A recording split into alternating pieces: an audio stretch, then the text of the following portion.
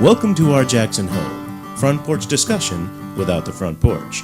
I am joined here by my partner on the mic, Luke Pruitt. How are you this morning, Luke? I'm great, Jim. How you doing? It's early. Oh yes, it is very early. It is a coffee and donuts morning. Well, we have a special guest here with us today. Why don't you introduce him there, Luke? Yeah, we're here with Barry Cooper, one of my favorite Jacksonians. Our Jackson home's taking a turn. With Barry, we actually have a native Jacksonite in the house. How you doing this morning? Hey, I'm doing good, guys. Thank y'all for having me this morning. Well, we're excited you're here. Barry, why don't you kind of lead us in this morning to the podcast with just kind of telling us about your coming and being in Jackson story? Absolutely. Man, I was born and raised here in Jackson. Born in, I hate to give my age away, but 1970 up at Jackson General Hospital. Went to school here as a child in public school system up until about fifth grade. My father was transferred to Huntsville, Alabama. He worked in the trucking business for many years, and we moved down there. I attended middle school, and we moved back my freshman year in high school. Okay. So we spent a little bit of time in Alabama, about four and a half years. Came back and was kind of unique. Finished ninth grade here of Tigert Middle School at the time. But each morning I had to go to JCM for one class because in Alabama, when you start biology, you have to finish it so it can count for a high school credit. So wild. I was the only kid at Tigert that actually had to go to JCM for a class in the morning to finish taking biology. So incredible cred. It was interesting, but attended JCM. Loved my time there. The school was just it was just a blessing to me. And looking back now, made some really good friends in high school. Just still have a heart for JCM and the students and teachers and administration there. And that is my beginning Jackson story. Man, that's a great beginning Jackson story. And I've always known you were a Roll Tide fan. Absolutely. But now it makes sense. You had the little John. I was actually interesting story. While we lived there, I liked Auburn for about a year. Okay. And really started following Alabama football when we moved back in '86. Okay. And is this the Gene Stallings era, or is this pre that? This would have been pre-Gene Stallings. I think this would have been Bill Curry. Okay. Really started going to games in '87 and just been a huge fan ever since. And you've suffered through some hard years. Lean years, yes. So you've earned this period. We saw probation years and bad coaching years and coaches that never stepped foot on the field years. So it's in a good season right now. Well, before we get into kind of your more recent activities here in Jackson and who you are as a man now and a vocational guy in our city, I wanted to ask you kind of about JCM. You had mentioned that, and it's in many ways kind of the flagship high school of our city. Sorry to Northside graduates and Southside graduates, but how have you been able to kind of continue presence there, and what was special to you about that community? Able to plug in the past. Several years ago, my wife and I were volunteer leaders with JCM Young Life. Very impactful. Of course, the Jackson Area Young Life Area Director, Steve Tilleros, and I went to school together from grade school up, graduated. Tilleros was the quarterback of JCM Cougars when I was there. And just remember going up to him at one of our church picnics and saying, hey, we have a heart for JCM and would like to be involved with Young Life. We did that for about 4 years with some incredible people. Met some incredible kids that have gone on to do some really good things here in Jackson and elsewhere. And continue those friendships today with those folks that we did Young Life with. And we now serve on the committee for Young Life, and now really just trying to reach out to the football team and the new coach there, Coach Taylor, supporting them any way we can. That's what we're doing now with JCM. See, I love what he said just there, because that's one of the greatest things about being in a small town. How many great and wonderful things have started by people saying, I met some friends at church, we discussed a need. I mean, haven't spent a lot of time in the big city, but that's just cool about living in the small town. Just what grand and wonderful things come from just fellowship with other people and being involved in a church. I mean, I know there's people out there that are not believers, but part of a small town is the faith of its people, and Jackson has that in spades. Yeah, and I think we'll talk about Jackson specifically in our best of worst of segment and the third time, but we talk often on our Jackson home about the barriers of entry sometimes being low here, and that if there is something you want to be involved in or be a part of, it's kind of, you can hop in and get involved in that. Now, sometimes there can be barricades that are cultural and structural within the city, but Sure. those kind of exist everywhere. Why don't let's talk a little bit about kind of your vocational endeavors and right. Now, you're with JACOA. For people who don't know what that is, that's the Jackson Area Council on Alcoholism and Drug Dependency, which ironically began as a result of Jackson's concerned citizens getting together over 50 years ago. Tell us about what JACOA's services, outreach are, what impact it makes on the city. Sure. And really, just like you mentioned, JACOA sprang forth from 3 citizens in Jackson that saw a need. Primarily at that time, it was alcoholism. So it was a physician, a doctor, and a housewife saw that need in Jackson and came together and decided to do something about it. And JACOA has just evolved over the years. The services that we provide residential substance abuse treatment. We are licensed by the state of Tennessee. We have 41 residential beds there at our main location on East Chester. We also do intensive outpatient services as well for those that don't come and stay 28 days. They're able to come in 4 nights a week and get the counseling that they need. We also do housing. We house clients that have successfully completed a treatment program, whether it's ours or another one across the state or even out of state. We have roughly 65 beds that's divided up between 4 different properties here in town. And we do what we call permanent housing and transitional housing. In all those houses that we operate, we really focus on getting the client back to work, getting them engaged with their families, getting them to be productive citizens of society again, learning how to balance a checkbook, how to manage their bills, how to pay their bills, how to cook and clean.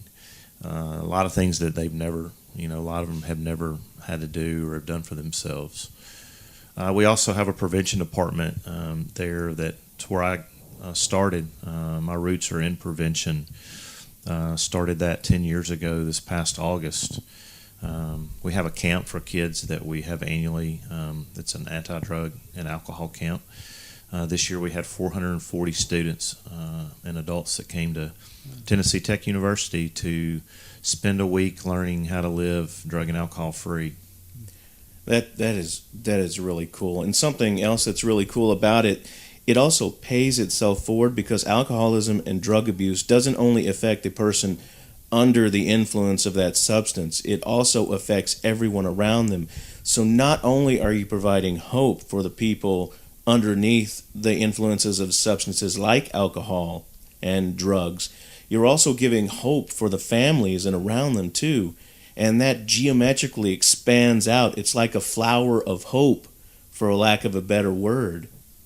Yeah. Yeah, it is. We do a family group once a week where one of our therapists there, she brings in family members, and they do about an hour, 15-minute session with the family of some of the loved ones for clients that are in our treatment program, and very impactful for the clients that have family there and the clients that don't. They're allowed to sit in as well. So that's something that we focus on. Well, it does affect families.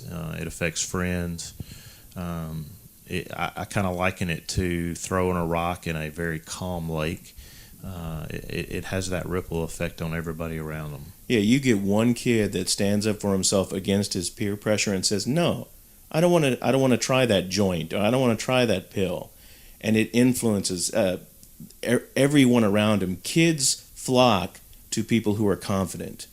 They do, and we see that with our kids in our Teen Institute program. We've had some great success stories with kids that have gone on and gone to college, gone on and gotten degrees, and they're making a difference in the world now. Well, we are here with one of Jackson's finest sons, Barry Cooper, and we'll be back with more from our Jackson home in just a moment.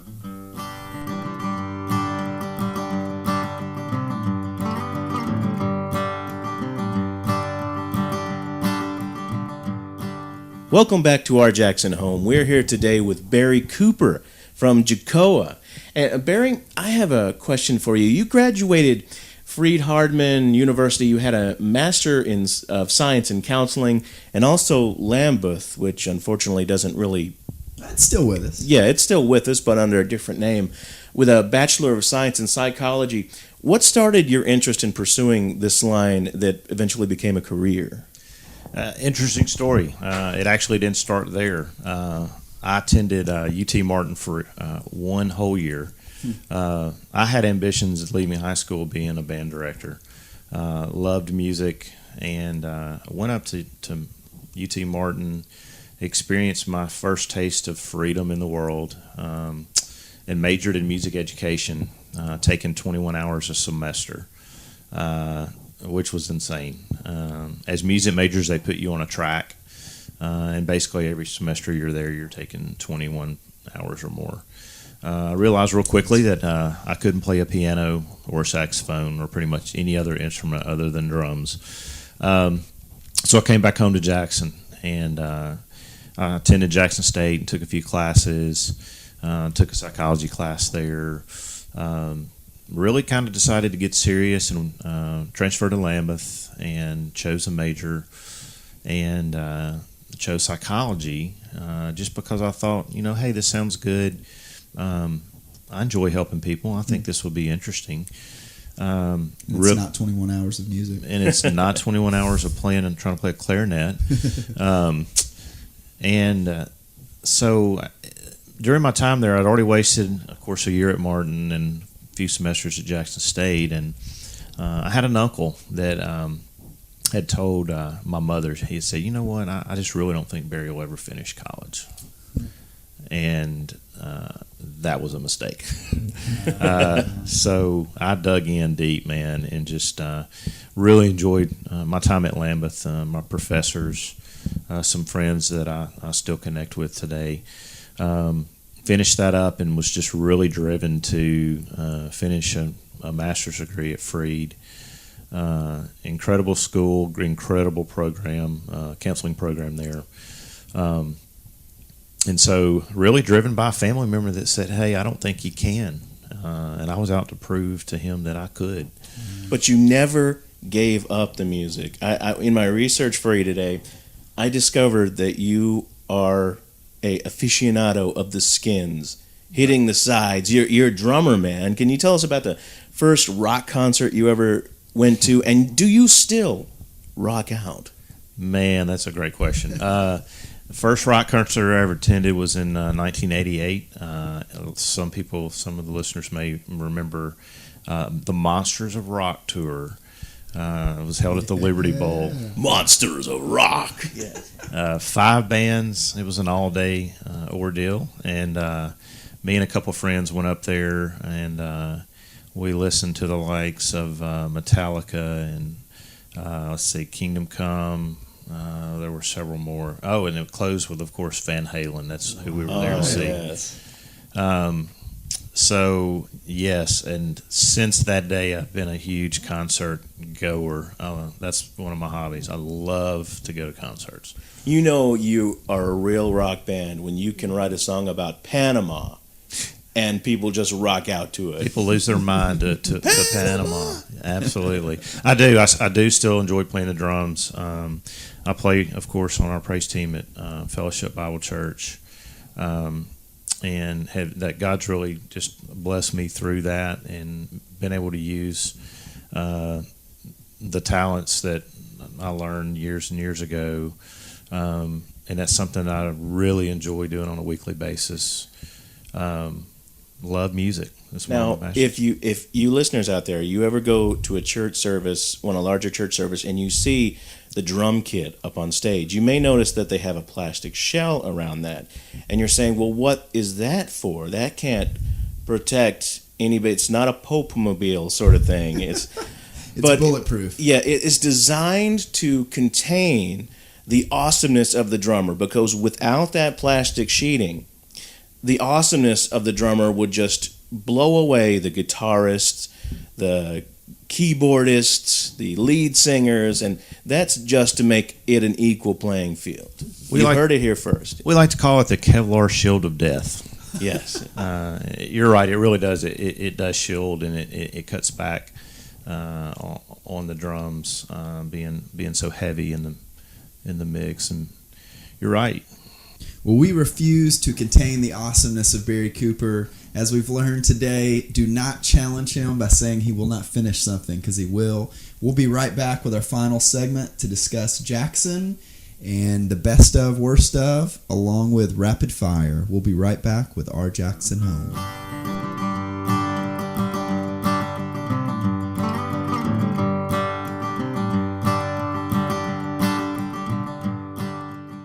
The Bishop's Beard Gift Market of Jackson, Tennessee is the most eclectic little gift shop in Jackson.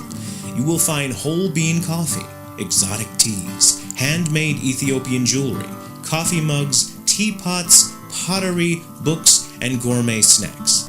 The Bishop's Beard Gift Market. Great coffee for an even better cause.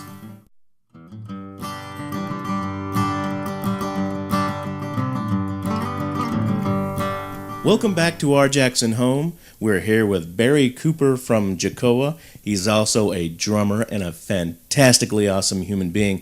Luke, why don't you ask our next question here for our special guest? Yeah, Barry, you're a native Jacksonian and someone who's raised your family here, is raising your family here. And so often, Jackson can get a bad reputation among folks. And it's funny, our experience has been really redemptive here. It's been quite the opposite of some of the bad news that you hear. So tell us what makes you proud to be a resident of our city, and maybe why you've stuck around here. And then we'll kind of go into a segment called Best of, Worst of. Yeah, I'm very fond of Midtown Jackson. I live right around the corner, and we've lived in the Atlanta neighborhood 11 of the 12 years that my wife and I have been married. I work right outside of downtown Jackson, and just a huge fan of downtown and the revitalization that's taken place over the last few years. Man, we have an incredible downtown area that people are able to take advantage of, that continues to grow. We have a beautiful neighborhood. Jackson's just been it's been a blessing to me to live here, to grow up here, minus the few years that I did defect and came back. North Alabama is like an extension. It's a little extension. But there are some great things in Jackson for families to do and for individuals as well. And I think Jackson continues to grow in that area, and they're looking for things to add that will add quality of life for its residents. Barry is my favorite Facebooker. You I think own social media in Jackson. I've never seen a Barry Cooper post not get like immediate 14 comments within 3 minutes. And I think one of the reasons is you're one of the most interesting commenters on our city at large, both things that you love about it and things that you would love to kind of see improve. So sometimes we play a segment called Is It a Real Band, right? And we'll have people list bands they like, and we'll guess if it's a real band. So with you, instead, we're going to play Is It a Real Problem? So we're going to kind of discuss the best things in Jackson and some things we would like to really see improved. Sure. So, Jim, you got a category you want to lead off with? Okay. I think we'll lead off with dining. Best place to eat in Jackson. You went straight for the coming back from Chicago. Somebody's been reading Facebook. I've just spent 5 days in Chicago at a conference and had the opportunity to experience some great dining opportunities up there that are not afforded to us here in Jackson. My first time in Chicago. Beautiful city, very hospitable people there. Dined at my first Greek restaurant, which I am a huge fan of now. Yes. Jackson really needs a Greek restaurant. This is an entrepreneur shout out, is what we're doing absolutely. right now. Yep. Rock and Dough came here, Yes. and we need more folks to keep kind of investing. They could call it It's All Greek to Me. It's all Greek to me. See, I think also Chicago is great for the Italian food. Absolutely. I think Italians are closet Southerners because everything that says, okay, let's take a gigantic carbohydrate tube or disc and let's cram it full of as much meat and cheese as we can. The only thing they're not doing is deep frying it. And that's just a matter of time. Yes. Yeah. Go to the West Tennessee State Fair and you might see a deep fried pizza. The funnel cake is the pizza. There we go. West Tennessee form. There we go. You're right. Jackson does have some really good locally owned community cafe is one. Yes. That I would definitely tell people to get out and try. Rock and Dough Pizza, of course, Baldo's, and the list can go on and on. There's several. Dixie Castle's one of my favorites. Oh, yes. But Jackson's also inundated with a ton of chain restaurants. And, some of those are a dime a dozen. But we really do. We really are missing out on some cultural experiences with some of the restaurants that we do not have. I think you touched on it perfectly, connecting kind of the food of Chicago to just the ethnic diversity that is a part of that city. And something that we have loved about you and your family is just culturally, y'all break down a lot of barriers. I've seen you and Bethany be incredibly good at breaking down cultural barriers within Jackson. What would kind of be your comment and critique for?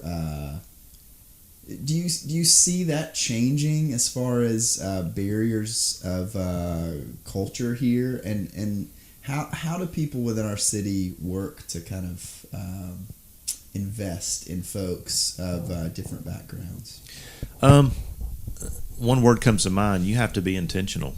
You have to move in that direction. You have to get outside of your box. I feel like too many people, not just in Jackson, but across the country, live in the little box that makes them feel comfortable.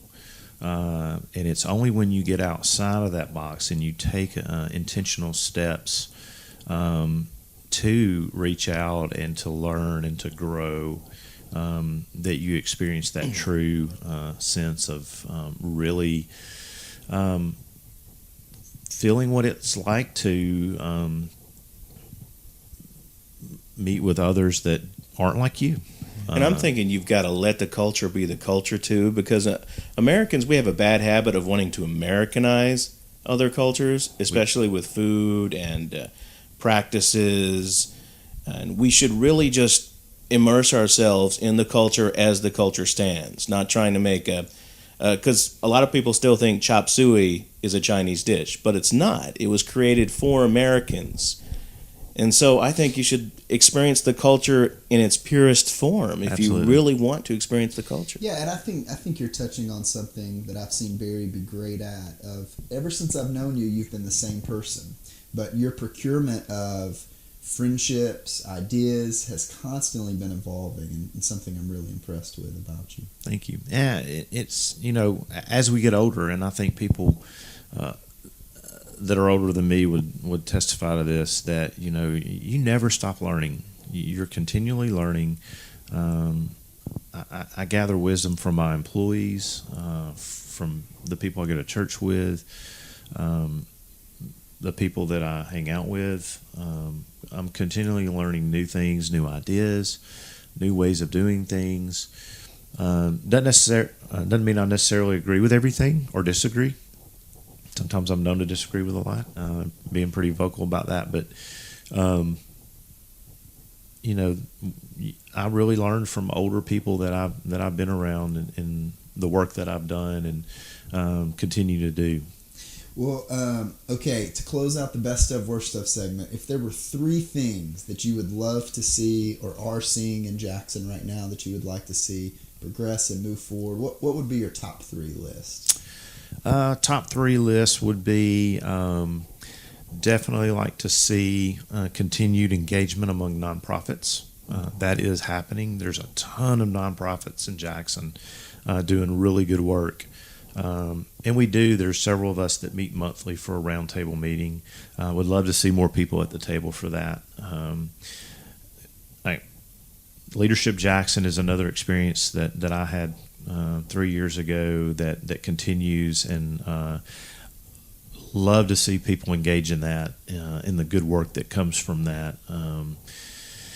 And would like to see the downtown area continue to thrive and just grow and offer different opportunities to every citizen in Jackson.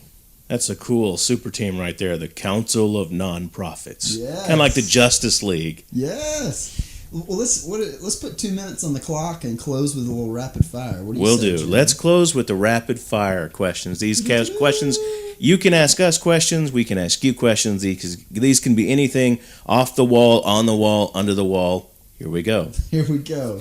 Do you ever enjoy kids' cereals, sugar cereals like Lucky Charms, Cocoa Puffs? Absolutely. The last one you named, I love me some Cocoa Puffs. You are literally cuckoo for Cocoa Puffs. Cooper is cuckoo for Cocoa Puffs. B Coop. What's how many variations of your name has there been in the nickname, or has Coop and B Coop been the go-to? In the last 7 years with Young Life, it's been B Coop. That was my nickname. Of course, I did a skit with our kids, and I was Skinny Lenny, which was real interesting. I threw candy at kids. It was fun. Okay, if you had to pick a greatest fear between spiders, snakes, and flying, where would you rank those if you were ranking them in things you're scared of? Definitely snakes. Love flying. Spiders not so much, but actually bats. I'm really terrified of bats. Is there a story behind that? Yeah, there may be. Are you the original Batman? No. It's come forward. Snakes. Why'd it have to be snakes? Snakes. Jill may join you in this.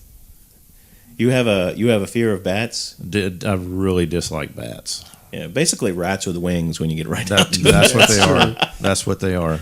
What about you mentioned you love concerts. Favorite concert you've been to? Oh man, that's a hard one. Wow. I've been to, actually, probably last year I went to I saw the Black Crowes and the Tedeschi Trucks Band, who's one of my all-time favorites. Great show. Up and coming guy. I'm a huge fan of Mike Ferris. Google him. He's got a great story. His music's even better. Has anyone ever caught you singing your heart out to a song on the radio at a stop sign? Probably not. I'm not much of a singer. I really I leave that to the professionals. You know your limits. They've probably caught me air drumming a few times, but not singing. Cool. All right. Well, I think that does our rapid fire segment. Jim, do you have anything? Close out question, and we'll shut the interview. All right, down. Barry, what's the best thing you love about being a Jacksonian? I truly love this time of year in Jackson. Yeah. I love fall. I love the opportunity to get up on a Saturday morning like I'm about to do now and head down to the farmer's market. and browse around, and just this time of year in the Landon neighborhood, and Jackson as a whole. It's beautiful. So when Barry heads down to get the vegetables at the farmer's market and also one of those big, incredibly tasty donuts, we bid you a fond farewell from this episode of Our Jackson Home.